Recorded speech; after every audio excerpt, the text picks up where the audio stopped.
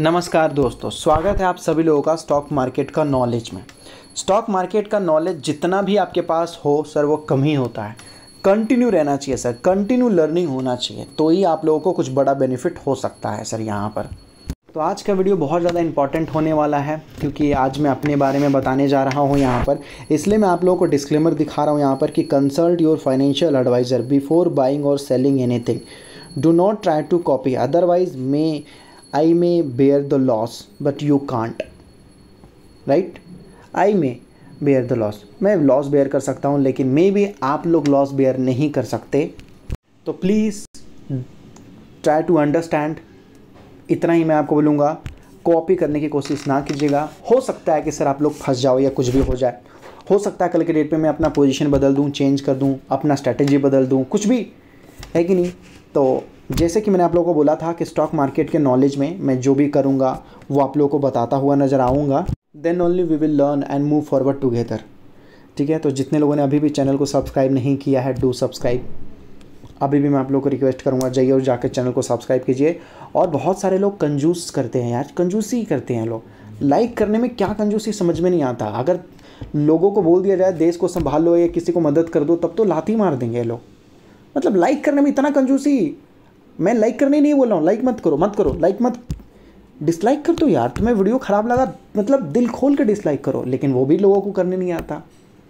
फिर कल के डेट पे आप स्टॉक खरीदोगे, लॉस हो जाएगा, फिर बोलोगे कि मैंने तुम्हारा देख कर खरीदा इस वजह से लॉस हो गया। मतलब इतना छोटा सा काम, केवल एक बार अपने हाथों से क्लिक कर देना, फिंगर टिप्स पे सर सब कुछ है आपका। सोचिए, एक छोटा सा काम नहीं कर सकते तो आप लोगों से इतना बड़ा उम्मीद नहीं रख सकता सर, मैं नहीं रख सकता। ठीक है, बिल्कुल मैं लाइक करना नहीं बोल रहा हूँ, आपकी मर्जी। वीडियो अच्छा लगा तो लाइक कीजिए, नहीं लगा तो सर मैं बोल रहा हूँ दिल खोल के डिसलाइक कीजिए। लेकिन सर कुछ तो कीजिए, बैठे बैठे क्या करोगे, करना है कुछ काम। हाँ, प्रभु का लेके नाम। तो सबसे पहले सर फर्स्ट ऑफ ऑल आप अपने कैपेसिटी के हिसाब से इन्वेस्ट कीजिएगा। ये जो 29 लाख रुपीज़ आपको दिख रहा है ये एग्जैक्ट 29 लाख नहीं है, ये थोड़ा ऊपर नीचे है। ठीक है, और मैं आपको बोलूँगा कुछ इसमें टाटा के भी स्टॉक हैं, टाटा के भी स्टॉक आपको देखने को मिल जाएंगे, लेकिन सारे टाटा के स्टॉक्स नहीं है सर। कुछ में थोड़ी ज़्यादा क्वांटिटी है, कुछ में थोड़े कम क्वांटिटी है। आप अपने हिसाब से स्ट्रैटेजी लीजिएगा सर। याद रखिएगा कि मार्केट के सिचुएशन के हिसाब से ये जो आप लोग बोलेंगे सर ये किस बेसिस पे आप लोग स्टॉक खरीदते हो, सर ये सारे मैं आपको बता देना चाहता हूँ।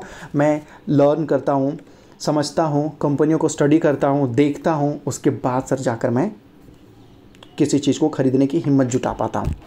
देखिए मेरा मानना है, daily some news keep coming in the stock market. Don't pay attention to everything, focus on some specific things, be selective, only then you will be able to make good profit.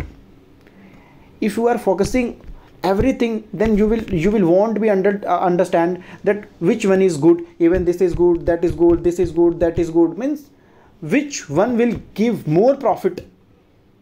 Okay, in the stock market 7 to 8,000 company is there. Okay, on daily basis new IPO is coming, some companies getting added in the stock market, some companies getting delisted, or maybe something is going to happen, right? Some company is coming, some company is going. Then which company is good for you? If you will understand thoroughly in a deep manner, then only you will get, oh, this is very good company, I can understand the business model.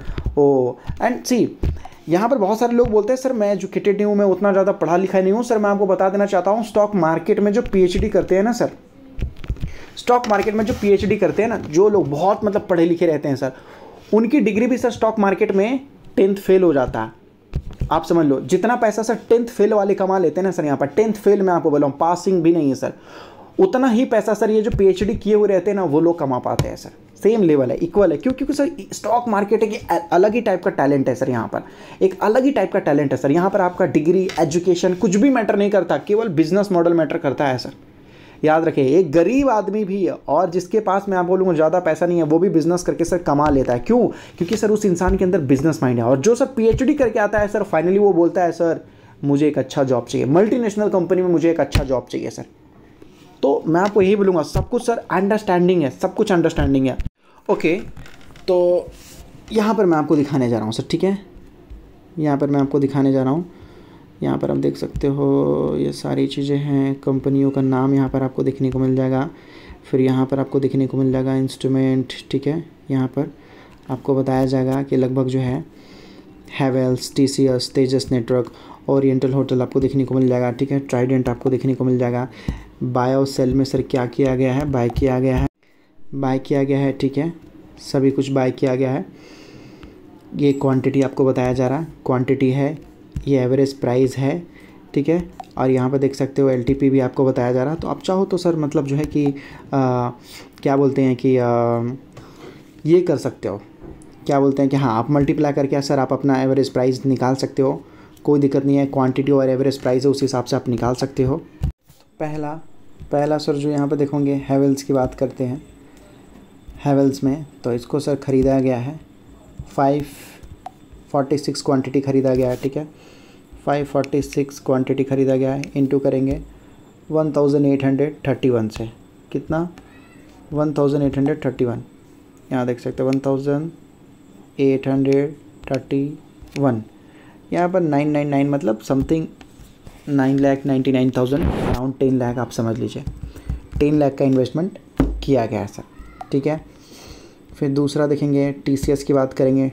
TCS क्या करता है, आप comment करके बताइए TCS क्या करता है। मैं 100% तो नहीं सर, लेकिन मैं इतना बोल सकता हूँ 98% की गारंटी मैं खुद ही ले सकता हूँ सर, मैं खुद ही ले सकता हूँ सर।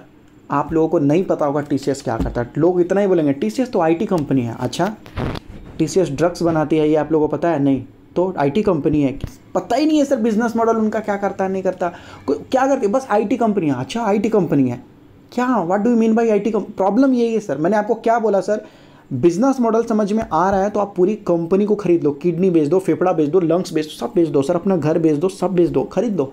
अगर पूरा बिजनेस मॉडल समझ में आ गया तो आपको सब कुछ समझ में आ गया। तो प्रॉब्लम ये है ना सर, एक छोटा सा सवाल मैं पूछता हूँ, टीसीएस क्या करती है? पता ही नहीं है सर लोगों को। केवल मैं आपको बोलूँगा 2-4 काम ही आप बड़े बड़े बता दीजिए इन डिटेल, वो भी कंपनी और क्लाइंट के साथ जो इंडिया के अंदर जो बहुत बड़े लेवल में काम कर रही है, बता दीजिए, या तो फिर अगला वीडियो मैं आप लोगों को बता के इन्फॉर्मेशन दूंगा। प्रॉब्लम यही है सर, किसी से पूछोगे क्या करती है कंपनी, रिलायंस क्या करता है, तो सर वो क्या करता है, रिलायंस अंबानी पेट्रोल खाता है। क्या करता है? पेट्रोल खाता है, वो पानी पीता थोड़ी है सर वो। तो मतलब समझने की कोशिश कीजिए, उनके बिजनेस मॉडल को जानोगे तो ही आपको खरीदने के सर कॉन्फिडेंस आएगा। लोग बोलते हैं सर डर लगता है खरीदने में, डर तो लगेगा ही ना सर। आपको पता ही नहीं है कि ये आग है, अगर आग में आप अपना हाथ डालोगे और आपको पता ही नहीं है कि वो आग है तो हाथ तो जलेगा ना सर। जब आपको पता चल गया वो आग है तो कोई अपना हाथ डालेगा क्या सर? बच्चा भी नहीं डालेगा सर, एक कोई भी नहीं डालेगा। तो सर आपको पता होना चाहिए। मैं सोचता हूँ, समझता हूँ, देखता हूँ, उसके बाद अपने हिसाब से करने की कोशिश करता हूँ। 259 क्वांटिटी है सर, ठीक है, 259 क्वांटिटी है। इसको इंटू कर देंगे 3,870 रुपीज़ के हिसाब से, 3,870 रुपीज़ के हिसाब से। हाँ, ये भी मतलब 10 लाख के आजू बाजू आपको देखने को मिलेगा सर, ठीक है। उसी हिसाब से आप चाहो तो सर लगभग जो है तेजस नेटवर्क निकाल सकते हो। तेजस नेटवर्क आपको याद भी है सर, मैंने कितने रुपीज़ में आप लोगों को बताया था, 80 रुपीज़ पे, 80 रुपीज़ पर। आज तेजस नेटवर्क कहाँ है सर? ये भी टाटा का है, ये भी टाटा का है और ये भी टाटा का है सर। और ये ट्राइडेंट तो सर आधे दामों पे देखने को मिला। आप लोगों ने नोटिस किया सर, ट्राइडेंट में एक हीरोइन है, पता नहीं कौन सी हीरोइन है, लेकिन सर वो बहुत ज़्यादा एडवर्टाइज़ कर रही है, मतलब बहुत ज़्यादा सर, मतलब इसके बारे में एडवर्टाइज़ हो रहा बहुत ज़्यादा ट्राइडेंट के बारे में। पूरा मैं बोलूँगा कि आने वाले कुछ सालों में टेक्सटाइल इंडस्ट्री बहुत बड़े लेवल में जाने वाली है। हालांकि सर लगभग जो है कि गवर्नमेंट भी वापस पावर में आ चुकी है, तो ये सारी चीज़ें मुझे लगता है कि ज़्यादा जो है फोकस में रहने वाला है, ऐसा है। अगर आपको लगता है कि ये नहीं है तो मैं आपको बोलूँगा कि आप कोई और स्टॉक बोल दीजिए, मैं आपको ख़रीद के दिखा दूँगा। कोई भी स्टॉक आप कमेंट कर दीजिए, लेकिन एक ही स्टॉक कमेंट कीजिएगा, कमेंट को देखकर कि हाँ भाई तुम ये स्टॉक खरीद के दिखाओ इतने अमाउंट का, तो मैं आपको ख़रीद के वो भी दिखा दूँगा। और बाकी तो सर मैं जो भी खरीदता बेचता रहता हूँ आप लोगों को दिखाता ही रहता हूँ सर, ठीक है। जो कंप्यूटर में है वो कंप्यूटर में आपको दिखाया जा रहा है, कोई दिक्कत वाली बात नहीं है। देखोगे समझोगे तो ज़्यादा अच्छा रहेगा। मेरा मानना यही है कि सर जितना समझोगे उतना ज़्यादा अच्छा रहेगा। और हाँ सर, मैं कभी स्टॉक नहीं खरीदता अपनी ज़िंदगी में, तो सर मैंने स्टॉक ना खरीदा है ना खरीदूँगा। मैं केवल बिज़नेस खरीदता हूँ सर, केवल बिज़नेस। क्योंकि सर स्टॉक और बिज़नेस में क्या फ़र्क है, स्टॉक कल के डेट में अगर 10% गिर जाएगा तो सर लोग डर जाते हैं। बिज़नेस कहाँ गिरता है सर 10%? कभी देखा आप लोगों ने बिज़नेस 10% गिर गया? कहीं देखा आप लोगों ने? नहीं सर। क्यों? क्योंकि सर ये जो स्टॉक है ना, ये केवल एक प्राइस है सर, ये केवल मैजिकल प्राइस है जो आप लोगों को केवल सुबह शाम दोपहर डिस्टर्ब करते रहता है।